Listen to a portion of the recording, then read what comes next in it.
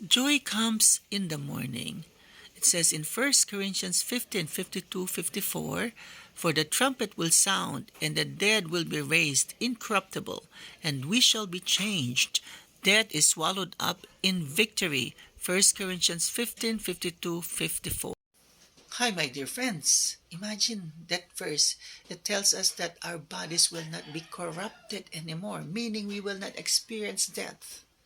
Well, remember when Adam and Eve committed sin, God said to them, "You will surely die." That's the reason why we have death, because of sin. When sin is eradicated, then we can experience immortality. But that will happen in the near future, not right now. Because right now, everybody will still die.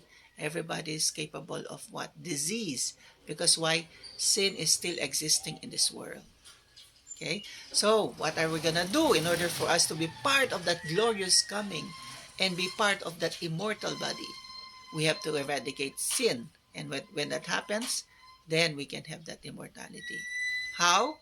Through Jesus. We have to confess our sins, ask God for strength so that we can overcome temptation and not repeat the sin.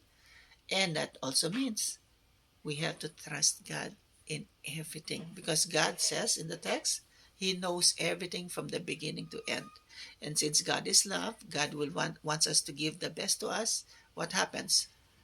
We have to trust God, because we as mortals do not know the beginning from the end. Sometimes we feel so intelligent. We feel that if God did not answer our prayer, we are angry with God. That means we are intelligent than God. Why? Because we're angry. Our prayers were not answered. We think this is best for us. But God says, "No, trust me." The reason why that I did not give you your request is because it will, put you to harm. God will never put us to harm. That's why He is preventing us from our request, our human request. We need to have godly requests. We need to trust God more, my dear friends.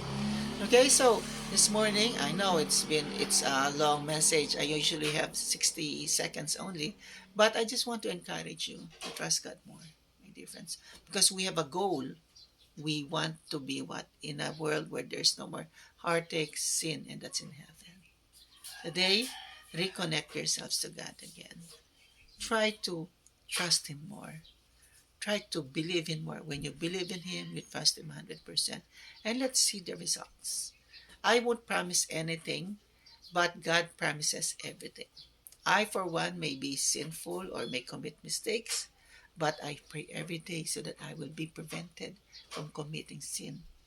And that's a happy life for me, not committing sin. I hope it's the same with you, my dear friends. You do have a wonderful day, and it's almost weekend. Fight the good fight of faith.